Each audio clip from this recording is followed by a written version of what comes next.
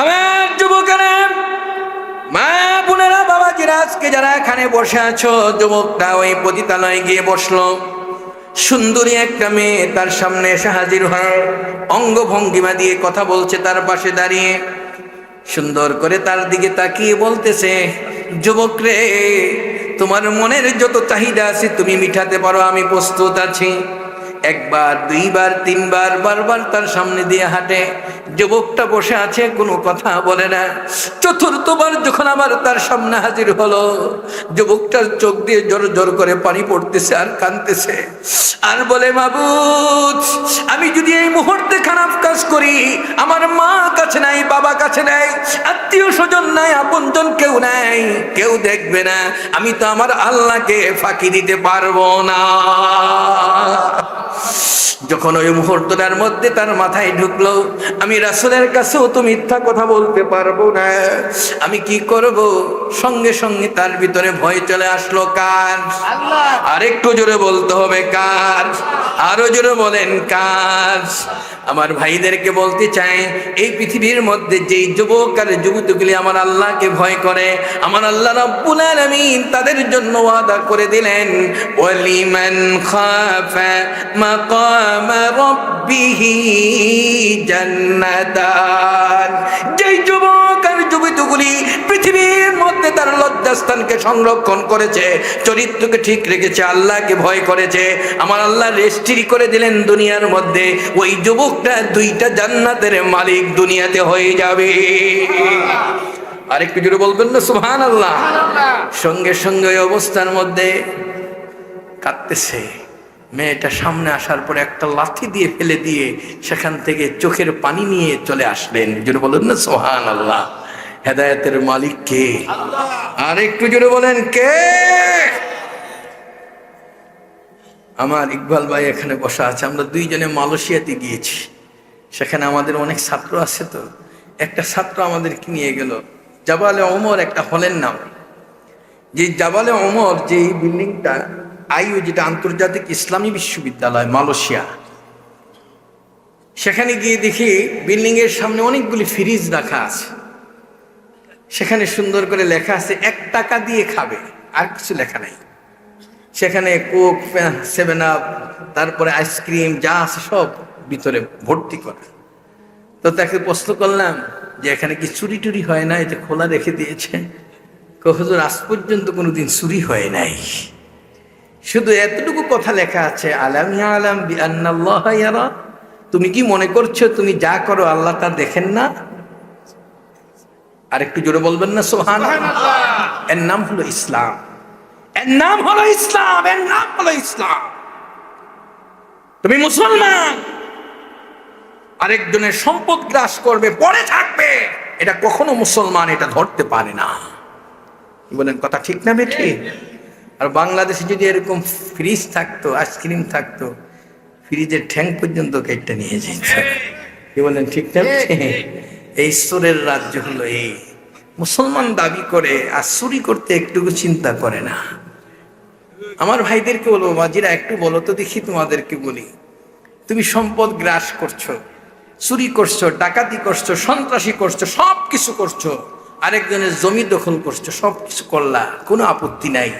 আল্লাহর কোরআন বলছেন, ইন্নাল্লাযীনা ইয়াকুলুনা আমওয়ালাল ইয়াতামা যুলমান ইন্নামা ইয়াকুলুনা ফি বুতুনিহিম নারা। তোমার পেটে যা কিছু ঢুকাইলা, এটা কিছুই ঢুকাও না, এটা জাহান্নামের আগুন ঢুকাইছো। আমার নবী কি সুন্দর করে হাদিসটা বলছেন জানেন? এই হাদিসগুলি বলবে না কেউ, আমি বলে যাই। রাসূল বলেন, সবচেয়ে নিকৃষ্ট মানুষ ওই মানুষটা। 3 বার বলছেন। হঠাৎ করে সাহাবীরা তাকিয়েছেন, হুজুর সবচেয়ে নিকৃষ্ট কে? কয়, নামাজ যে পড়ে নেয় সে নিকৃষ্ট না, রোজা যে রাখে নেয় সবচেয়ে নিকৃষ্ট না, এই পৃথিবীর মধ্যে হজ করে নেয় সে নিকৃষ্ট মানুষ না। সবচেয়ে নিকৃষ্ট মানুষ হলো ওই মানুষটা যে বান্দার হক নষ্ট করেছে। আশ্চর্য হয়ে গেল, সাহাবীরা বসে আছে, কারণটা কি? কারণটা কি? আমার নবী সঙ্গে সঙ্গে ব্যাখ্যা দিয়ে দিলেন, হাসরের ময়দান যখন কায়েম হবে, কোটি কোটি মানুষের মধ্যে দেখা যাবে অনেক কোটিপতি, অনেক সম্পদের মালিক আজকে ভিখারির মতো হাত পেতে কান্না করছে, কিছুই নাই। ওই দিন দেখবে গরিবের মাল আত্মসাৎ করেছে, গরিবের মাল গ্রাস করেছে, একজন সাধারণ মানুষের উপরে জুলুম করেছে। সেই মানুষটা তার জীবনে যত অর্জন ছিল, তার সম্পদ, দান সদকা সব নেকিগুলি তার আমলনামায় চলে আসছে। আর তার জীবনে যত গুনাহ ছিল সব তার আমলনামায় চলে গেছে। যাওয়ার পরে এখন তাকিয়ে দেখবে তার আমলনামায় শূন্য, কিছুই নাই। দৌড়ে গিয়ে বলবে, আল্লাহ আমাকে মাফ করে দাও। আল্লাহ বলল, আমি মাফ করব না।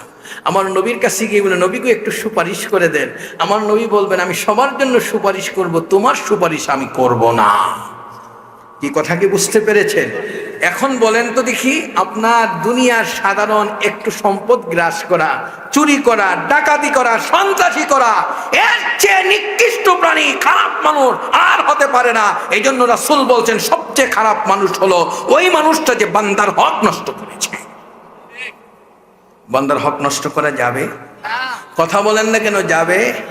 যার সম্পদ গ্রাস করেছেন তার সম্পদটা নিয়ে আপনি হাসরের ময়দানে উঠতে হবে। আজকে মাহফিল থেকে এই কথাগুলি নিয়ে বাড়িতে যান।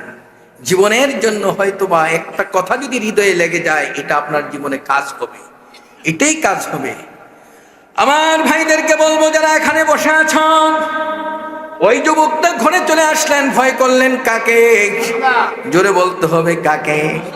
আসার পরে মদের বোতল নিয়ে বসছে। লাঞ্চের পরে একটু মদ খায়, আরবের মানুষের নিয়ম ছিল। কিন্তু বোতলটা হাতে নিয়ে ভাবতেছে, আমি যদি মদ খাই আর রাসূলের সাথে যদি আমার দেখা হয়, হুজুর যদি বলেন, যুবক কি খেয়েছস? আমি যদি বলি, হুজুর মদ খেয়েছি, আমার নবী কষ্ট পাবে। আর যদি আমি মদ খাওয়ার পরে কথাটা আমি বলি যে হুজুর খাই নাই, আমার কথাটা মিথ্যা হয়ে যাবে। কি বলেন, কথা ঠিক না বেঠিক? আমি না ওয়াদা করছি মিথ্যা কথা বলবো না। এখন বলেন তো দেখি, মিথ্যা কথা কি বলা যাবে? যুবক কিন্তু ওয়াদা করে আসছে, মিথ্যা কথা কখনো বলবে না। আমার নবীর সাথে সাথে এই অবস্থার মধ্যে যুবকটা এখন কাঁদতেছে, বোতলটা ফেলে দিলেন। হেদায়েতের মালিক কে? আরে জোরে বলেন না কে? আপনাদের এলাকায় কোনো মট্টত কেউ খায় না, আছে এরকম? কি যাক, মদ খাওয়াই না মানুষ কিছু থাকে, মদ খাইয়া রাস্তায় পড়ে থাকে, গাছের ধরে, বাবা বাড়ি চলো, বাবা বাড়ি চলো, গাছ তার বাপ হয়েছে। রাস্তায় হাঁটে আর কই ড্রেন, এতদিন পর্যন্ত কিনারাই ছিল, আজকে কানারে মাঝখানে আইলি, ড্রেন বলে মাঝখানে গেছে। ওর তো ট্রান্সমিটার খারাপ হয়ে গেছে। কি বলেন, ঠিক কিনা? এখন অনেকে ভাবে হুজুর মদের ওয়াজ করছেন, তাহলে ইয়াবা খাওয়া তো যায় যাচ্ছে। গাজা, কথা বলেন না কেন? বাবা কি কি বাবা? ও মাশাআল্লাহ, ফতুয়া দিয়ে দিছে। হাদিসটা একটাই হাদিস, সারা পৃথিবীর যেখানে যাবেন, ইন্ডিয়া যাবেন, সৌদি আরব যাবেন, মালয়েশিয়াতে যাবেন, আমেরিকা যাবেন, আমার নবীর হাদিস একটাই, কুল্লু মুস্কিরিন হারাম। নেশা যেটা তৈরি করে এটাই হারাম। বুখারী শরীফের মধ্যে আসছে, একবার যে যুবকটা মদ খায়, 40 দিন পর্যন্ত এটার জাম তার শরীরের মধ্যে থাকে। 40 দিনে যদি যুবকটা মারা যায়, সে বেঈমান হয়ে মারা যায়, ঈমান নিয়ে কখনো যেতে পারে না। আসতে বলবেন নাউজুবিল্লাহ। আর একটু জোরে বলেন না নাউজ। মদ খাওয়া যাবে? কথা বলেন, মদ খাওয়া যাবে? ইসলাম চিরতরে মদকে হারাম করে দিয়েছে। জোরে বলেন না সুবহান।